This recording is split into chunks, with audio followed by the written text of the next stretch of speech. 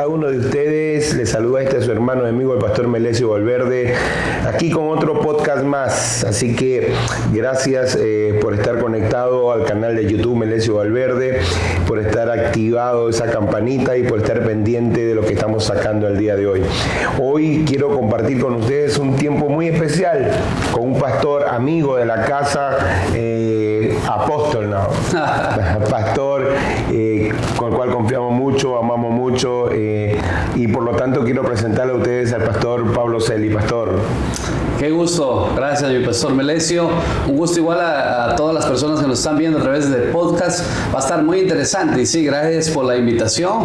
Siempre pues amamos al pastor Melesio, a su familia y al ministerio que el Señor les ha dado. Así que bueno, va a estar interesante. Así es, sí, el pastor es un pastor invitado, siempre está viniendo para acá, nosotros estamos yendo para allá, así que hay una amistad muy aparte.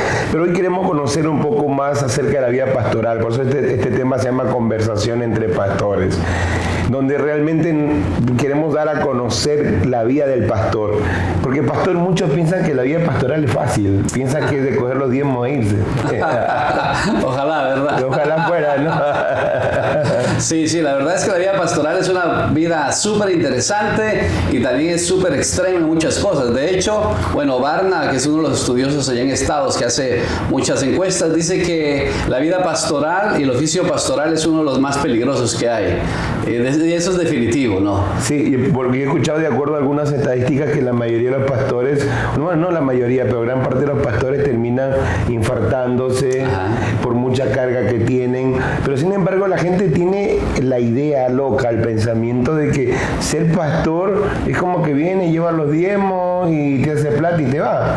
Pero no miran un poco más allá la vida pastoral. Porque el pastor tiene que ser padre, tiene que ser esposo, tiene que ser proveedor, tiene que ser pastor, tiene que ser consejero, tiene que ser electricista, tiene que ser de todo, según su experiencia también. Sí, de hecho, bueno, la gente piensa que solamente el pastor se sube, predica y se acaba la vida. Y se va. Y no es cierto, la vida pastoral realmente uno va aprendiendo de todo, ¿verdad? Yo he aprendido de todo, he aprendido a trabajar con niños, a ser electricista, a construir, a tomar una carretilla muchas veces, no sé, si le preguntan a mí de todo, sé un poco de todo. Soy músico porque me tocó aprender música, no porque sea un buen músico, porque me vi esforzado a todo eso. Y tengo una anécdota en eso de que la gente piensa que ser pastor es muy fácil. Una ocasión iba a visitar una familia y de repente cuando estaba visitando esta familia escucho que están peleando fuera, ¿no? Y digo, ay, ¿por qué esa familia está peleando? Entonces me quedé un poquito afuera para escuchar lo que peleaban primero, ¿no? Y cuando estaban peleando de repente yo escuché que dijeron pastor, entonces me acerqué un poco más y lo llamaron. Claro, y era que la señora le estaba diciendo al hijo, le dije, está bien, tú eres un vago, le decía, así es que por lo menos voy a ir a hablar con el pastor a ver si te haces pastor. Ahí golpeé la puerta. Ahí le dio Sí, y cuando abro me dice, justo estábamos hablando de usted, me dice. Y a veces la gente eso piensa, ¿no? Que no hacemos nada, pero es muy intenso, realmente es muy intenso. Es increíble, pastor. Yo me gusta conversar mucho con usted porque usted inició su vida pastoral muy joven. Así es. O sea, muy joven. Y nos gustaría que nos cuente esa experiencia de esa vida pastoral desde muy joven y cómo lo ha traído hasta acá. Pues quiero comentarle al pastor Pablo Celi, el pastor principal de la iglesia del Centro Cristiano de Loja. También él es autoridad en Asambleas de Dios a nivel nacional. Él es secretario. Sé que él lidera algunas iglesias en Loja. Por lo tanto, él no es un pastor por ahí que salió de la noche a la mañana. Es un pastor que tiene un recorrido misionero, ama las misiones, tiene misioneros enviados para Medio Oriente. Entonces, nos gustaría que nos ayude, o sea, que nos diga cómo fue su inicio pastoral, porque fue muy joven, ¿no? Sí, así es. Bueno, conocí al Señor a los 18 años y a los 21 ya estaba trabajando a tiempo completo. A los 21 años. años. Y fue un inicio muy duro porque mi pastor, que también es mi suegro, ¿verdad? Me impuso las manos. Cuando yo le dije, bueno, quiero servir a Dios, me impuso las manos y dijo, vete, ¿verdad? Y me envió literal así. Pero en ese entonces no era tanto, ¿verdad? Como el día de hoy, a veces se planifica un poquito más. En aquel entonces era un asunto de fe. Ve, porque si Dios te llama, Dios te va a proveer y Dios va a hacer. Y así fue. Me fui a un lugar como a 200 kilómetros, que eran 6 horas de camino en una vía de tierra, en un lugar llamado Macará, que es frontera con Perú. Y fue un inicio muy duro, muy duro. Realmente fueron momentos muy, pero muy difíciles. Yo siempre le cuento a la gente esto, porque a veces nosotros pensamos que los pastores nunca han sufrido, ¿no? Pero no es así. Fue el año 1996 que inicié a tiempo completo. Tenía apenas 21 añitos, ¿verdad? Iba a cumplir 22. Es el Antiguo Testamento, más o menos. Por ahí, por ahí. Y en ese tiempo no había tanta movilidad como ahora. O sea, ahora usted puede coger un bus, un taxi, pero en ese tiempo, o sea, movilidad era bien complicado. O sea, pasaba creo que una, ¿cómo le llaman a esos carritos?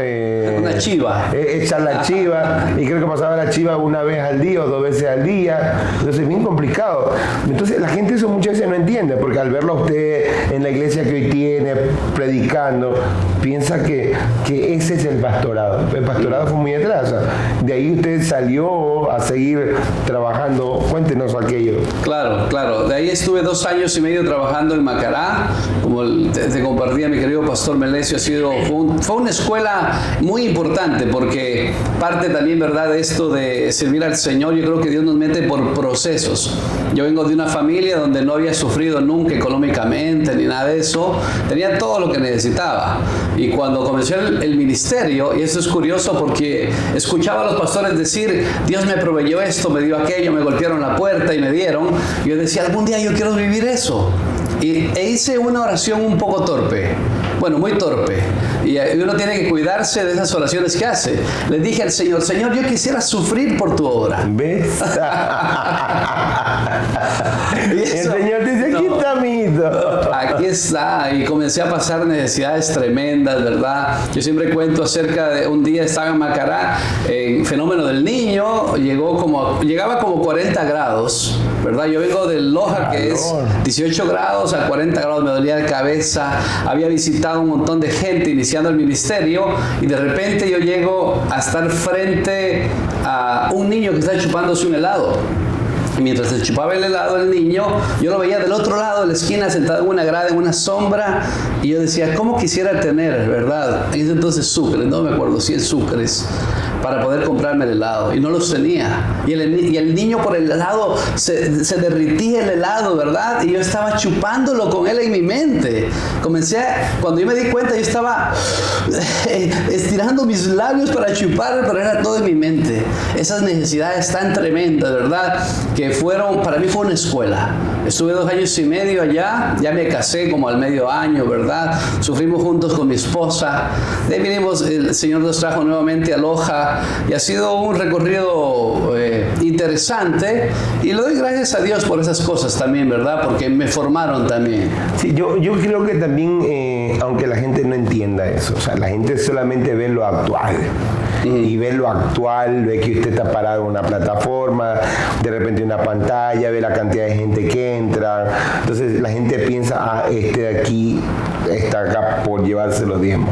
Pero no entienden el recorrido, la trayectoria, de dónde, por ejemplo, el pastor, de dónde salió. O sea, dónde estuvo 2 años y medio sufriendo. Y no es que después de 2 años y medio vino y ya creció. O sea, vino, continuó. Porque ese es el amor a Dios. Eso no es el amor ni al dinero, es el amor a Dios y a las personas. Así es. Entonces, es importante que la gente entienda que la vida pastoral no es fácil. Yo la otra vez leí un comentario que siempre la gente postea acerca de los pastores. O sea, los pastores somos la comidilla de los posts, de Facebook, de Instagram. Y la gente decía, yo ya me voy a poner en mi iglesia, dice, para captar los diezmos. Y yo decía, Dios mío, pon tu iglesia. Y uno tiene ganas de decirle, desgraciado, pon tu iglesia, para que veas cuánto es sufrir. O sea, porque realmente, y si uno está en esto, que yo no le llamaría profesión, sino una vocación, es realmente por amor a Dios. Así es. O sea, por amor a Dios. Entonces usted no es que salió de Macará a Loja y dijo, ya tengo la iglesia, la iglesia que tiene ahora. No, de hecho que no. Fíjese que yo siempre digo a la gente, no critiques la gloria si no conoces la historia. Exactamente. ¿Verdad? Porque no ha sido así. Después de esos 2 años fueron todavía unos 8 años más, ¿verdad? De trabajar, de bregar, de tener sufrimientos, en fin. Pero el ministerio es así, definitivamente. Y yo creo que eso también prueba, mi querido pastor Melesio, el llamado de una persona. Porque cuántas personas, ¿verdad?, que dicen tener llamado y piensan que, no sé, abrir una iglesia es como iniciar una tienda. Exactamente. Voy a abrir una tienda y esto funciona. Pero no les dura ni medio año. Yo conozco varias personas que han intentado, ¿verdad?, iniciar porque dicen, bueno, yo voy a hacerlo porque eso está fácil, y de repente te dejan votando a la gente y todas las cosas. Ahora, pastor, esto es importante. A ver, cuando hablamos de un ministerio pastoral, no se trata de cosas, se trata de personas, Así es. De seres humanos, de familias enteras. Y quisiera que la gente entienda eso. O sea, el ministerio pastoral no es solo venir y predicar, porque entonces yo me convertiría en un conferencista, pues. Entonces yo por eso me convertiría en conferencista, y yo creo que no tengo llamado a ser conferencista. Pero el pastorado es cuidar familias, y rescatar hogares. Yo creo que la otra vez yo conversaba con mi equipo y yo les decía, si la gente exige que la iglesia evangélica haga obra social, somos los que más obra social hacemos. Porque somos los que rescatamos a la gente de la droga, del alcohol, del adulterio, y lo transformamos en nuevas personas. Así es. Y no estoy diciendo con esto que no debamos hacer obra social, como compartir con los más necesitados, pero somos los que más obra social hacemos. Así es. Entonces, el ministerio pastoral no es fácil. Totalmente. Entonces, no se trata, señores, el ministerio pastoral no se trata de cosas, se trata de personas. No es que tú vas de aquí a la esquina y te levantas una iglesia y ahí tú piensas que vas a tener diezmos y millones de dólares. No, señores, se trata de personas. Y pastor, ¿a lo qué tiempo usted levantó la iglesia de la que ahora tiene? Porque tampoco fue fácil, o sea. Sí, claro. Bueno, yo me convertí en esa iglesia que actualmente hoy pastoreo.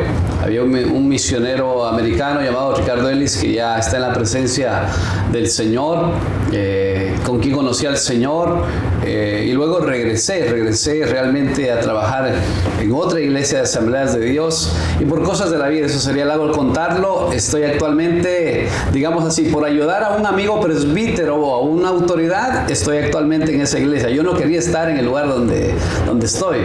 Cuando yo la tomé fue en el año 1999, con 38 personas, ¿verdad? Una iglesia que estaba realmente muy golpeada, muy difícil pastorearla, y me duró como 4 o 5 años poder restaurar tantas cosas, y a partir de ahí hemos comenzado a crecer, ¿verdad? Y avanzar, realmente con muchos retos, pero ha sido nuevamente un tiempo donde hemos visto la mano del Señor obrando en medio de nosotros. Yo conozco la iglesia del pastor, el Centro Cristiano en Loja, una iglesia muy linda, muy grande, muy amable, gente muy cálida.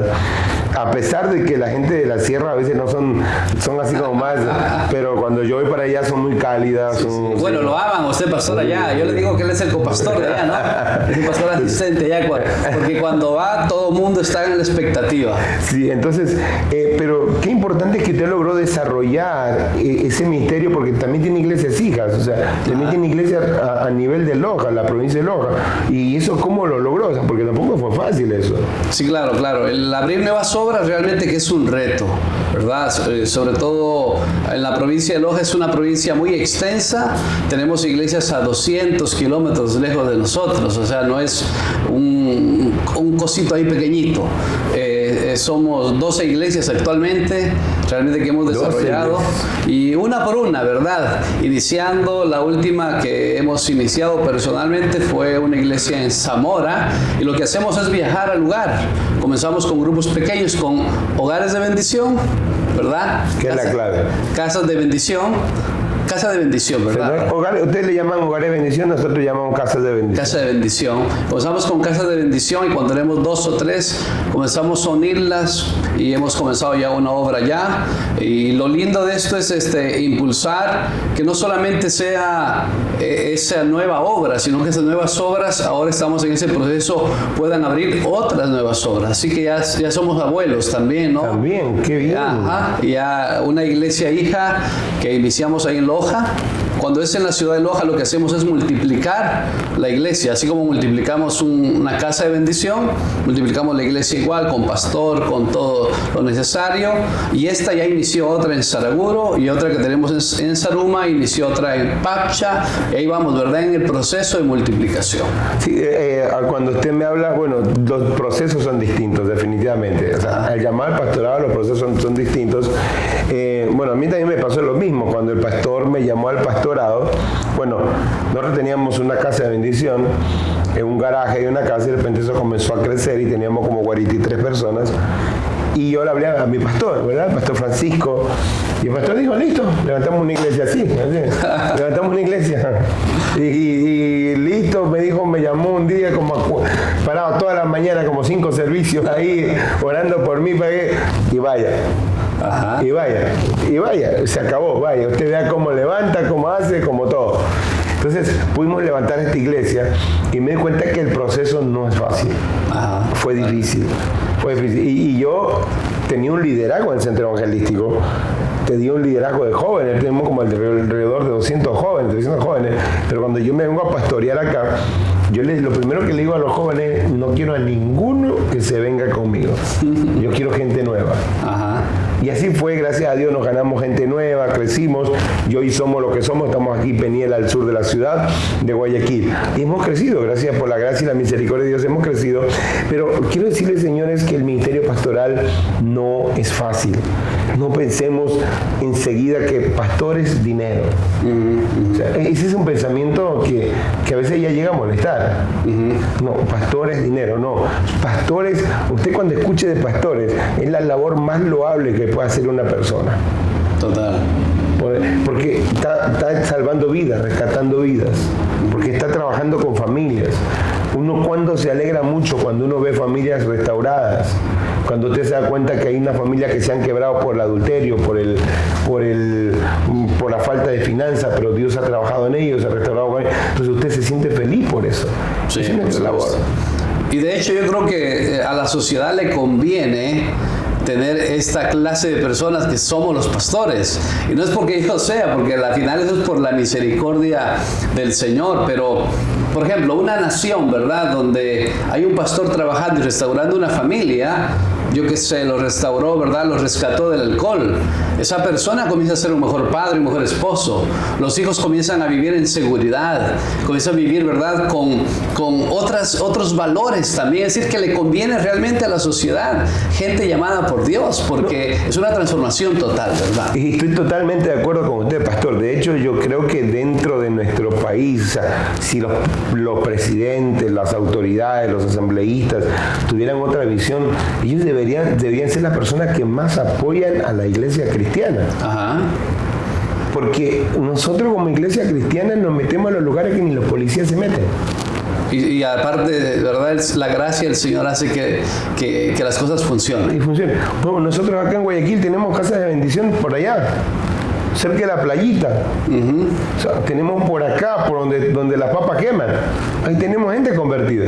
Entonces, la gente, el gobierno, de hecho, debe decir, ¿sabes qué? Iglesia evangélica, hagan, suelten, estar en un estado laico, que no podemos predicar en el colegio, que no podemos predicar en la universidad. O sea, qué equivocada está nuestra sociedad y nuestros políticos, en comillas, porque en realidad política es arte de gobernar, pero ellos en realidad no están gobernando. Pastor, bueno, usted no solamente es Ahora ustedes también es autoridad en Asamblea de Dios, Concilio de Asamblea de Dios aquí en Ecuador. Usted es secretario. Cuénteme esa nueva experiencia, esa nueva carrera que usted ha tomado ahí. ¿Cómo le va? ¿Cómo estamos?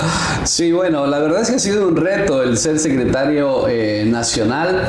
Estoy intentando, ¿verdad?, que las cosas puedan marchar, ¿verdad?, mejor de lo que estaban. Y ha sido un reto porque trabajar también con pastores, ¿verdad?, es una bendición.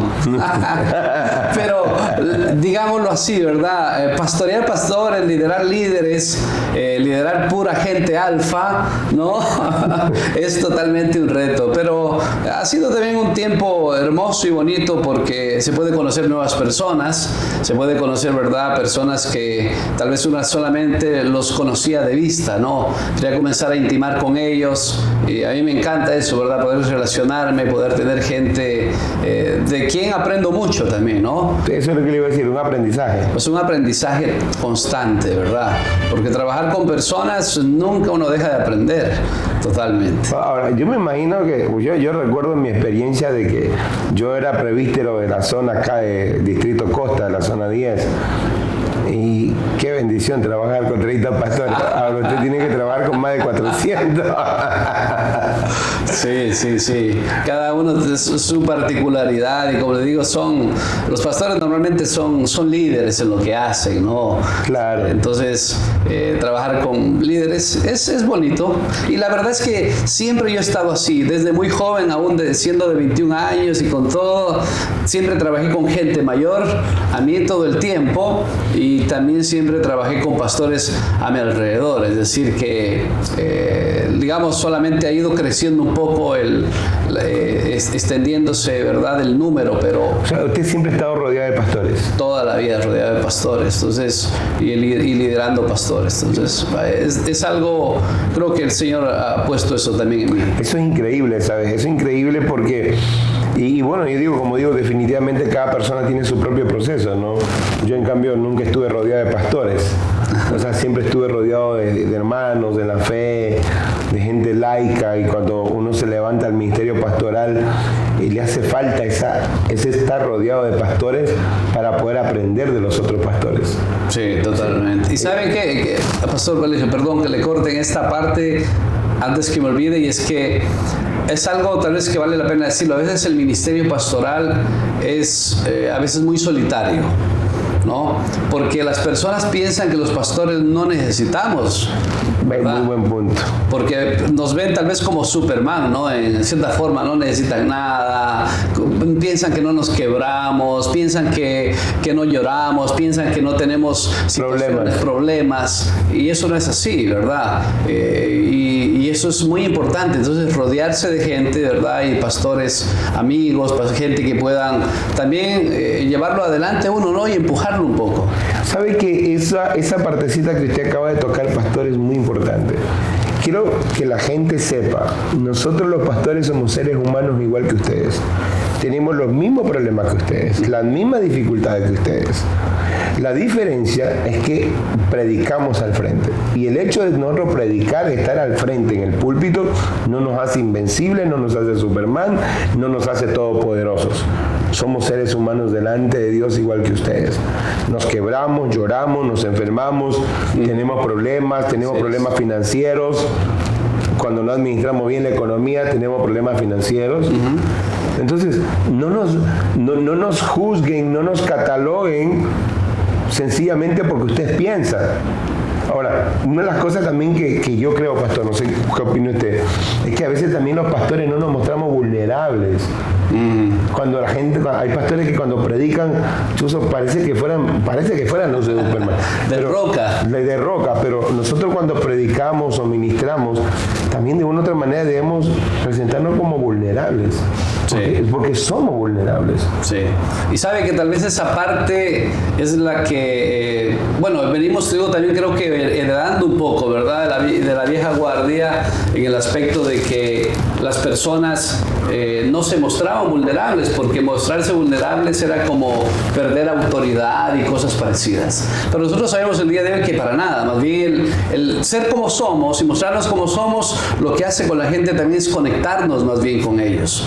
Pero muchas veces las personas tienen esa idea, ¿verdad? De que una cosa es los laicos y otra cosa son los pastores. Y eso en la vida cristiana, ¿verdad? Y en la Biblia no lo vemos así. De hecho, en la palabra de Dios, Dios nos dio un ministerio, y nos dio una función que es hacer parte de la iglesia. Pero somos igual que la iglesia, ¿no? Pues la verdad es que el único fuerte y poderoso es el Señor. Y el libro de Santiago dice, inclusive de Elías, que era un hombre con pasiones como las nuestras. Y así somos nosotros. Y para mí el apóstol Pablo se mostró vulnerable cuando tenía el aguijón en la carne. Así es. Se mostró vulnerable. Estaba enfermo. Está enfermo. Porque él dijo 3 veces, le pidió al Señor que me quitara esto y él no quiso. Y se mostró vulnerable. Sí. Y yo creo que también de una u otra manera Pablo muestra una vulnerabilidad. No sé, usted quizás ahí me corrige Pablo también muestra una vulnerabilidad cuando él se pelea con Marco, con Bernabé por Juan Marcos, porque Juan Marcos no las acompañó. Pero luego al final dice, tráeme a Juan Marcos porque es útil para el ministerio. Ajá. O sea, él se dio cuenta que lo que había hecho al principio y fue vulnerable en reconocer que Marcos le era necesario en el ministerio. Sí, claro. ¿O me equivoco? No, para nada, al contrario. Pablo, él se muestra como es, ¿no? Y da gracias a Dios en el libro de Corintios, porque él pudo, dice, ¿verdad? De todas maneras, inclusive pedir la ayuda, y pide la ayuda de Tito y de Timoteo. Y le dice a Tito y a Timoteo, le dice que cuando llegó Tito a Éfeso, donde él estaba, dice que él sintió paz. Increíble, ¿no? El apóstol Pablo dice que él sintió ser consolado por sus hijos espirituales, ¿no? Y en lo que usted dice también es cierto, ¿no? Él dijo, bueno, hoy me es necesario, hoy lo necesito, por favor, envíenlo, que aquí estoy listo. Entonces, vemos que Pablo es un hombre totalmente humano, era fuerte en sus cosas, pero humano, ¿no? Y necesitaba la compañía de otros. Entonces, es importante entender que nosotros también los pastores somos seres humanos y también pastores, si alguien está viendo este podcast, también no es malo mostrarse vulnerable a la iglesia, para que la iglesia entienda, su congregación de usted pastorea, entienda que usted no es el superpoderoso. Algo me pasó a mí, yo le contaba otra vez a usted hace unos 6 meses, 7 meses atrás, me robaron un carro. Y luego me tocó predicar al día siguiente, eso fue lo duro, ¿no? Me tocó predicar. Entonces, yo mostré de una u otra manera mi vulnerabilidad, porque no es que me sentía gozoso, andaba contento, me robaron el carro, ¿no? O sea, me robaron el carro y dije, bueno, Dios sabe lo que va a hacer. Pero prediqué, pero se abrió mi vulnerabilidad. Entonces, cuando yo voy saliendo de la iglesia, viene una hermana, y está hablando no ni anciana, una hermana de unos 28, 30 años, y me abraza y me aprieta fuerte, y se me acerca al oído y me dice, pastor, gracias por ser vulnerable. Ahora entendí que ustedes también son vulnerables y oraré más por usted. Y entiendo que si ustedes pasan dificultades, nosotros también la pasaremos. Pero como ustedes la ganan, nosotros también ganaremos. O sea, entonces es importante también aquello. No estoy diciendo que tampoco estemos como estemos a cada rato quejándonos, no habla de la quejambrera, o sea, pero hay que aprender a mostrarse vulnerables. Porque usted dijo algo claro, el ministerio pastoral es muy solitario. Y cuando no somos vulnerables nos volvemos solitarios. Así es. Sí, porque la gente piensa, ¿verdad?, de que todo está bien, de que nunca pasamos situaciones. Y esta situación de ser vulnerable, nuevamente yo creo que es algo que las nuevas generaciones tienen que aprenderlo, porque antiguamente no se mostraba así un pastor, ¿no? Se mostraba siempre, estaba bien, no se podía enfermar. En una ocasión, una hermana dijo, pastor, no lo vi este fin de semana, estuvo en otro lado. Le digo, no, estuve aquí en Loja, pero estuve tan enfermo que no podía ni levantarme, ¿verdad? Estaba botado, literalmente. Y usted se enferma también. Sí, vive enfermo, ¿no? ¿Cómo no me voy a enfermar? Porque así la gente piensa que no le pasa nada. Pero es lamentable la situación y al mismo tiempo es comprensible hasta cierto punto. Porque, como dije, ¿no? Nos han enseñado cómo hacer una diferencia. Inclusive, no solo nos pasa en eso, ¿verdad? Donde la gente piensa que los pastores, no sé, nunca nos enfermamos, nunca sufrimos, que los pastores nunca tenemos tentaciones, que los pastores totalmente somos de un corazón de piedra casi, ¿verdad? Claro, que caminamos por la calle. Casi levitando. Sí, casi levitando. No, señores, somos humanos como ustedes. Nosotros amamos a Dios, sí, oramos, sí, servimos, sí. Y siempre le digo esto a las personas, a los hermanos, ante Dios, yo, usted, somos iguales. Así es. La diferencia entre usted y yo es que hay una autoridad delegada de parte de Dios sobre nosotros. Eso es todo. Y esa autoridad hay que respetarla. Sí, totalmente de acuerdo. O sea, entonces, por lo tanto, no somos de los que levitamos, señores. Somos pastores. Y no somos de los que llevamos los diezmos. Somos los que servimos al Señor. Ajá. Y somos los que más bien multiplicamos los ingresos que hay aquí para poder comprar edificios, para poder comprar aires acondicionados, para que cuando la gente venga a la iglesia, pues pueda, o venga al templo, pueda sentirse mejor. Bueno, aquí en Guayaquil no puede estar sin aire acondicionado. No, imposible. Imposible. Pues entonces somos los que compramos cámaras para que usted pueda ver estas prédicas por YouTube, para que usted pueda ver estos podcasts por YouTube. Multiplicamos, administramos las finanzas del Señor. Eso es lo que nosotros hacemos como pastores. Sí. O sea, nosotros no somos solamente pastores, somos administradores también. Por supuesto, por supuesto. Entonces, por lo tanto, creamos la vida pastoral. Mira, yo igual ya le preguntamos al pastor Pablo, pero la vida pastoral es apasionante. O sea, es hermosa. Eso nadie lo va a quitar. O sea, es hermosa, es apasionante, es desafiante, y eso creo yo que eso hay en el corazón de cada pastor que va a arder. No sé, usted que me diga, o se tiene otra perspectiva, no sé. Sí, de hecho, la vida pastoral, bueno, es una vida que uno no se va a aburrir. Para nada, ¿verdad? Siempre hay algo que hacer, siempre hay decisiones que tomar, siempre hay luchas que vencer, ¿verdad? Siempre hay situaciones que no se deben hacer inclusive ni caso, ¿verdad? Y obviarlas. La vida pastoral es una vida totalmente, yo digo, ¿verdad?, que uno la puede también disfrutar, porque tampoco, yo el día de hoy, después de servir al Señor a tiempo completo, 28 años, y ya voy caminando para los 29 de estar sirviendo a tiempo completo, y yo digo, bueno, durante esos años nunca me he aburrido. Siempre he estado riéndome, llorando, he estado haciendo cosas, viajando, no viajando, con dinero, sin dinero, comprando a veces cosas sin dinero, ¿verdad? Porque a veces la gente dice, hey, miren todo lo que han comprado. No, o sea, nos metimos por fe en algunas cosas, una locura, ¿verdad? Después el Señor, ¿por qué me metí? Y Dios salvándolo a uno. En fin, entonces, la vida pastoral es así, ¿no? También hay que decir lo que es hermosa. Y si alguien me preguntara el día de hoy, bueno, usted sabiendo lo que ha pasado, lo volvería a hacer totalmente, ¿verdad? No, y ahora que usted habla, dice comprando sin dinero, me trae a memoria cuando compramos este lugar. Ajá. Nosotros estábamos aquí al frente, al fondo, estábamos en una casa, y de repente cuando vimos este lugar y venimos, y X valor, ¿no? Un valor bastante alto, nosotros no teníamos ni la cuarta parte de ese valor. Entonces, pero decidimos entrarle al negocio. Decidimos entrarle al negocio, le entramos al negocio, de la casa donde estábamos logramos vender porque alguien, bueno, no alguien, no va a decir, nosotros, mi familia, decidió donar esa casa para la iglesia, mi esposa, mis hijas, y de acuerdo con mis hijas y mi esposa y yo, decidimos donar esa casa para la iglesia.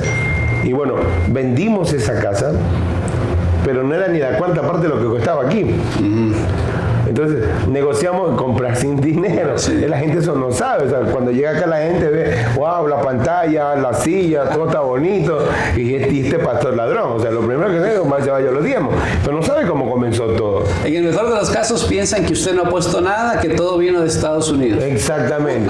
De Estados Unidos. De alguien, algún gringo lo puso. Un gringo les dio. No, los gringos son la gente que aman a Dios. La gente que vino acá sin dinero y aprendió a administrar su economía. Primero, mire, aprendió a dejar de tomar un ahorro, aprendió a administrar su economía, aprendió a atender a su familia, aprendió a diezmar y a ofrendar, que es lo que es para Dios. Entonces aprendió todo eso. Y como agradecimiento ellos diezman, ofrendan, o sea, como todo eso, ahora ya no lo gastan. Así Entonces, es. yo recuerdo que viene y que hicimos un negocio en X valor, dimos una parte, la cuarta parte, y el Señor dice, bueno, hagamos una cosa, en 5 meses me paga todo el resto. Nosotros a eso viajamos a Bucaramanga a hacer negocios, porque yo también soy una persona de negocios, de una empresa, y estando en Bucaramanga me llama el Señor. Y me dice, ¿sabe qué, don Valverde? Si usted este mes no me paga todo, deshacemos el negocio. ¿Y ahora? ¿Y ahora? Está como estamos, ¿y ahora? Eso fue difícil. Claro. Pero ahí fue donde fuimos a Dios, donde nos tocó llorar, sufrir, estar pendiente. Y Dios nos provisionó en menos de un mes para poder cancelar este lugar. Ajá. Entonces, fue Dios. O sea, no todo es fácil, señores. O sea, la vida pastoral, pero es apasionante, porque uno ve la mano de Dios. Sí. Bueno, aparte tengo que decir, ¿verdad? Yo soy testigo de lo que voy a decir, es que yo conocí este lugar hace unos años atrás y no era como el que está ahora. El de ahora es un lugar espectacular. Tienen un lugar muy lindo, los felicito más bien por todo el trabajo que han hecho, y no he visto toda la evolución porque no nos conocemos tantos años, conocemos que 10 años tal vez. Menos. Sí, pero he visto la transformación que han hecho inclusive en el lugar, y eso se ve, ¿verdad? Que hay trabajo, que hay fe, que el Señor está ahí respaldando, y es un lindo lugar. Debe conocerlo si está aquí en Guayaquil, ¿no? Sí, le hacemos la invitación para que venga hacia acá, Peniel, al sur de Guayaquil, el mejor lugar para vivir. Así que no tenga miedo al sur, el sur es lo mejor para vivir, así que es lo mejor para estar. Así que, chicos, amigos, la vida pastoral es apasionante. Usted nunca juzga a un pastor sin antes conocerle su proceso. Realmente dejemos de estar juzgando, condenando, solo echando que los pastores se llevan la plata, que los pastores esto. O sea, yo no puedo comprarme un carro nuevo porque si ya me piensan que me llevé los diezmos de la iglesia. Y mucha gente, por ejemplo, a mí me ha juzgado un montón. Ajá. Pero no sabe la gente que yo tengo una empresa. Yo tengo una empresa aparte. Pero yo llegué con un carro, seguro de diezmo de la iglesia de ser. Ahí van mis diezmos. Ahí van mis diezmos, ahí va mi diezmo. Entonces, es importante que nosotros entendamos, claro, que la vida pastoral no nace de la noche a la mañana. Es importante que usted también lo aclare, pastor. Sí, claro. De hecho, bueno, yo digo, ¿verdad?, que el llamado, pues definitivamente lo da Dios. Y una vez que Dios llama a la persona, Dios prepara a la persona, y después pues hay que someterse, ¿verdad?, para que alguien, ¿verdad?, pueda enviarte a hacer la obra del Señor. Ser pastor no es una situación, ¿verdad?, de que Dios me llamó y comienzo ya. No. Tranquilo, sométete a alguien, es súper necesario el sometimiento. Eso trae bendición, estar bajo autoridad para poder ejercer autoridad. Y que alguien te imponga las manos y sea que te cuide, que te envíe, ¿verdad?, bajo sometimiento. Es realmente una bendición tener eso a nuestro alrededor. Así que no es de la noche a la mañana, sino más bien que es un llamado donde hay preparación y que luego debe haber un envío. Hechos capítulo 13 habla acerca, ¿verdad?, del llamado del apóstol Pablo y de Bernabé. Dice la Biblia que estos, ministrando al Señor, el Espíritu Santo dijo: apartadme a Saulo y a Bernabé para la obra que los he llamado. Y dice que después les impusieron, habiéndoles impuesto las manos, los enviaron. Es decir, que tenían un enviador, inclusive un pastor, ¿verdad? Porque el día de hoy alguien puede decir: soy pastor y comienzo. No, hay bastante de eso, pastor. Ajá. Hay bastantísimos. Si usted se da cuenta, al menos aquí en Guayaquil, usted se da cuenta, aquí alrededor de nuestra iglesia nomás, yo una vez conté 17 iglesias. Wow. 17 iglesias, no sé si ahora habrán menos, habrán más, pero 17 iglesias. Y algunas independientes. Sí, claro. Bueno, nosotros pertenecemos a Asamblea de Dios, pero muy aparte de pertenecer a Asamblea de Dios, yo tengo mi propio pastor. O sea, tengo el pastor, mi autoridad, mi cobertura. aparte de tener la organización. Entonces es muy importante que entendamos nosotros que no es que de la noche a la mañana me quiero hacer plata, me voy a poner una iglesia. No, señores, no es así. Es tener esa autoridad, tener esa cobertura, quien puede orar por ti, quien puede estar presente en los momentos difíciles, porque vas a pasar momentos difíciles. Cuéntenos, pastor, una de esas historias, esos momentos difíciles, que es importante que la gente sepa, entienda que no toda la vida ha sido lleno de rosas. Sí, claro. Bueno, tengo muchos momentos difíciles. Tal vez en el área económica, yo me recuerdo una ocasión, estando ya en la ciudad de Loja, yo vivía como, no sé, unos 3 kilómetros de la iglesia, y me recuerdo, ¿verdad?, ya estar muy cansado, muy agotado de todo el día estar en consejería, que haciendo esto, lo otro. Creo que ese día no había comido, y cuando me di cuenta no tenía para el bus, ¿verdad?, urbano. En ese entonces se pagaba, ¿no? Y yo dije, no, yo me subo al bus. Y me subí al bus, y no sé cómo le dicen, ya le decimos chulillo, ¿verdad?, en aquel entonces. Le digo, no tengo plata para pagarte, ¿me puedes llevar? Me queda viendo así, como dudando, ¿no? Porque usted no tiene plata. Le digo, sí, no tengo, hermano, no te voy a mentir. No me acuerdo cuántos centavos eran. Dice, bueno, está bien, súbase. Y me subí, yo estaba pensando, llego a mi casa y voy a necesitar leche para mi hija. ¿Cómo le doy de comer, no? Y yo llegué a mi casa, me dejó el bus ahí. Y cuando estaba por entrar a mi casa, la señora mismo que me alquilaba la casa, me dice, Pastor Pablo, dice... y yo en vez de pagarle, ¿verdad?, porque tenía que pagarle el arriendo, y ella dice, porque ella era creyente, ella también dice, pastor, dice, le tengo estos $10, y me dio $10, me acuerdo, antes de entrar a mi casa. Fui a comprar la leche y todo, ¿verdad?, para mi hija. Ese día desayunamos, y cuando cogí el bus de regreso, me encuentro al mismo hombre, al mismo chulillo. Y cuando ves, dice, ¿qué no tiene plata?, me dice. Ya tenía para pagarle, ¿verdad?, lo que me había dado. Cosas así he pasado y he vivido, ¿no? O tal vez hay momentos en la vida donde yo me acuerdo que para mí un día muy difícil fue como, no sé, en el año 99, me parece, o 98, donde yo digo, ¿verdad?, en el ministerio me iba todo lo que hice, ¿verdad?, el esfuerzo. Yo hice un trabajo de discipulado súper importante, inclusive lo hice, ¿verdad?, todo escrito, pero todo me iba mal. Si ponía un circo, me crecían los enanos, así, ¿verdad? Así de mal me iba. Pero ese día yo estaba pensando y decía, creo que Dios no me hizo para esto, porque también he pasado esos momentos, ¿no? Dios no me hizo para ser pastor, creo que me equivoqué de ministerio. Y yo estaba orando ese día y había hecho prácticamente mi carta, ¿verdad? La tenía ahí guardadita de renuncia al ministerio. Y ese día, orando y buscando al Señor, el Señor me decía, Isaías 49.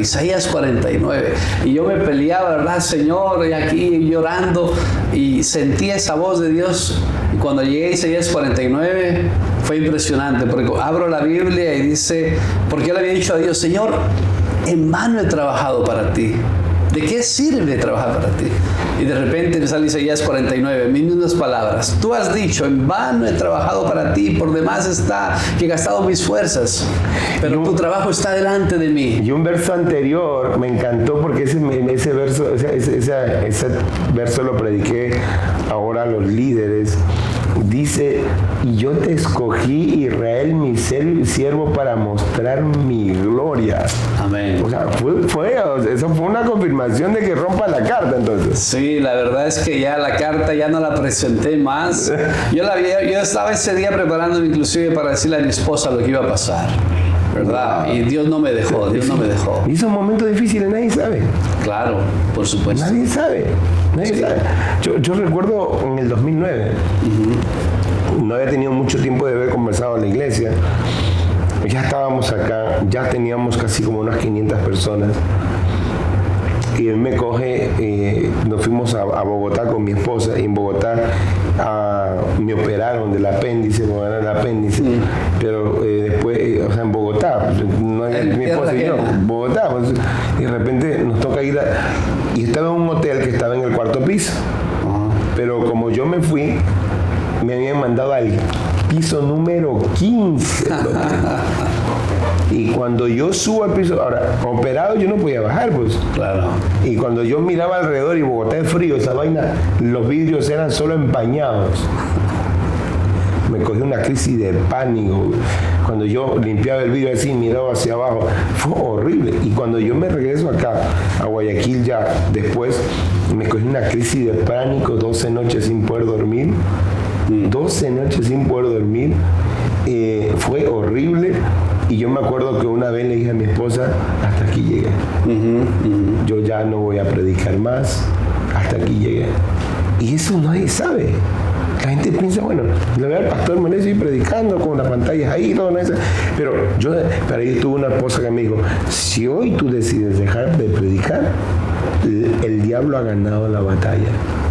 Las mujeres son tremendas. Son tremendas mujeres, de verdad. Digo, el diablo ha ganado la batalla. Ajá. Pero ¿cómo crees que yo voy a predicar si estoy así? Predica. Y predicaba y